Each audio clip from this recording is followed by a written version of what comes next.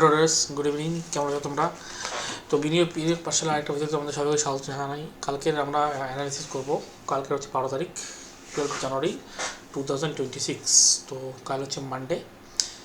তো কালকে মার্কেট কীভাবে মুভ করতে পারে তার আমরা একটা অ্যানালিসিস এখন করব, ঠিক আছে? তো অ্যানালিসিস শুরু করার আগে আমি লাস্ট ফ্রাইডের জন্য যে অ্যানালিসিসটা দিয়েছিলাম সেই সমস্ত লেভেলগুলো আমি এখনও সরাইনি, ব্যাঙ্ক নিফটি এবং নিফটির। তো ব্যাঙ্ক নিফটির যে লেভেলটা আমি দিয়েছিলাম তোমরা দেখতেই পাচ্ছ। আমি বলেছিলাম যে এক্স্যাক্টলি যদি মার্কেট এই জোন থেকে রিজেকশন নেয় তাহলে আমরা এখান থেকে পুট নেব, ঠিক আছে? এখান থেকে যদি মার্কেট রিজেকশন নেয় তাহলে এখান থেকে একটা পুট নেবো। দেখো এক্স্যাক্টলি মার্কেট নেমে এইখান থেকে সুইং থেকে রিজেকশন নিয়েছিল এবং এখানে লোতে ব্রেক দিয়ে আমি এখানে একটা পুট নেই এবং এই সমস্ত জায়গাতে আমি এক্সিটও করে দিই। তারপরে মার্কেট তো প্রচণ্ড নেগেটিভই চলে গেছিলো। এটা ছিল আমার ব্যাঙ্ক নিফটি ট্রেড। এবং নিফটির ট্রেডটা আমি বলেছিলাম যদি নিফটি এই জোনের নিচে সাস্টেন করে তাহলে আমরা একটা পুট নেব। তো নিফটি কী করেছিল, ফার্স্ট ক্যান্ডেলটা এই জোনটার উপরে ক্লোজিং দিয়ে তারপরে কী করেছিল, ব্রেকডাউন হয়ে পুলব্যাক মারার পরে আমরা বলেছিলাম একটা এন্ট্রি করব, ঠিক আছে? তো এখান থেকে যদি তোমরা এফআইবি ড্র করো, এটা হচ্ছে 0.56 জোন। এখান থেকে মার্কেট পুরো রিভার্স হয়ে গেছে, ঠিক আছে? তো এখানে একটা আমাদের নিফটিতে একটা এন্ট্রি ছিল পুট সাইডের। তো নিফটি ব্যাঙ্ক নিফটি দুটোই আমার সমস্ত লেভেলগুলো রেসপেক্ট করেছে, ঠিক আছে? তো চলো এবার আমরা দেখে নিচ্ছি মার্কেট কালকে কীভাবে বুক করতে পারে, ঠিক আছে? তো আমি সমস্ত লেভেলগুলো আপডেট করে তোমাদের সাথে আপডেট করছি। তো চলো লেভেল আমরা ড্র করে নিয়েছি, এবার আমরা অ্যানালিসিস শুরু করবো। প্রথমে ব্যাঙ্ক নিফটি থেকে স্টার্ট করছি। দেখো ব্যাঙ্ক নিফটির আমি দুটো জোন ড্র করে দিয়েছি। প্রথম জোনটা হচ্ছে মার্কেট এই সুইং থেকে আমি ডে লো অবধি একটা এফআইবি ড্র করেছি, তার 0.56 জোন হচ্ছে এটা, প্লাস এখানে একটা ভিভ্যাপেরও রেজিস্ট্যান্স আছে। তো মার্কেট যদি ফ্ল্যাট হালকা বলো গ্যাপ আপ ওপেন হয়ে এই জোনটা থেকে রিজেকশন নেয় তাহলে আমরা এখান থেকে একটা পুট বাই করবো, ক্লিয়ার? আর এই যে লাস্ট যে সুইংটা বানিয়েছে এই সুইংয়ের 0.56 হচ্ছে এটা। এখান থেকে মার্কেট এক্স্যাক্টলি সাপোর্ট নেওয়ার চেষ্টা করছে। যদি মার্কেট ফ্ল্যাট ওপেনে উপর দিকে ভাগতে শুরু করে, ভাগতে যদি এই জোনটাকে ব্রেক দেয় তাহলেই আমরা একমাত্র কল সাইডে এন্ট্রি করব।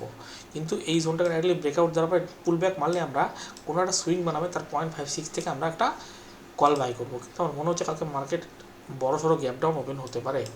আর যদি মার্কেট দেখা গেলো ফ্ল্যাট ওপেন হয়ে ডাইরেক্টলি নিচের দিকে ব্রেকডাউন করে দিকে উপর দিকে পুল ব্যাক মারছে, তাহলে সেই ক্ষেত্রেও আমরা এখান থেকে একটা পুট বাইংই করবো। আর দেখা গেলো মার্কেট কালকে এটা হতে পারে, কালকে মার্কেট হয়তো অনেক বড় গ্যাপ ডাউন ওপেন হতে পারে।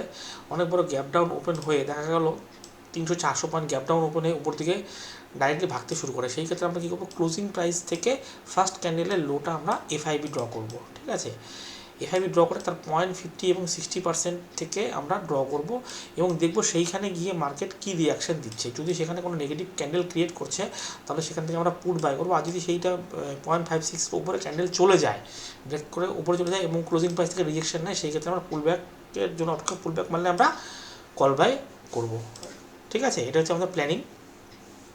আর এটা সিম্পল প্ল্যানিং। যদি অনেক বড় গ্যাপ ডাউন হয় উপর দিকে খেতে শুরু করে, সেই উপর দিকে যেতে শুরু করে সেই ক্ষেত্রে ক্লোজিং প্রাইস থেকে আমরা এফআইবি ড্র করবো, তার 0.56 থেকে আমরা পুট বাই করবো। আর যদি 0.56-এর উপরে মার্কেট চলে যায় সেই ক্ষেত্রে আমরা পুল ব্যাক মারলে আমরা কল বাই করবো। আর যদি ফ্ল্যাট বা গ্যাপ বা হালকা বলো গ্যাপ আপ ওপেন হয়ে এই জোনটাকে ব্রেক করে উপর দিকে যেতে শুরু করে, সাস্টেন করে, সেগুলো পুল ব্যাক মারলে আমরা একটা কল বাই করবো, ক্লিয়ার?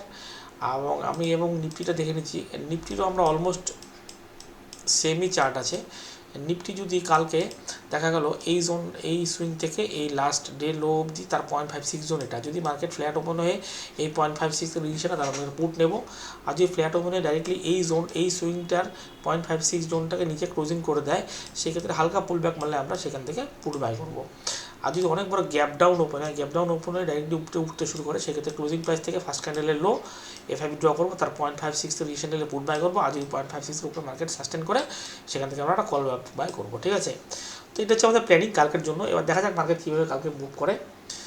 তো আমাদের তো প্ল্যানিং রেডি আছে।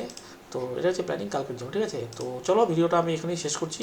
ভিডিওটা তোমার যদি ভালো লেগে থাকে প্লিজ আমার চ্যানেলটাকে সাবস্ক্রাইব করে দিও। আর ভিডিওটাকে প্লিজ একবার লাইক করে দাও। আর আমি রেগুলার ভিডিও আপলোড করছি। আমার চ্যানেলের অ্যাকুরেসি তুমি বুঝতেই পারছো কীরকম আমার অ্যাকুরেসি।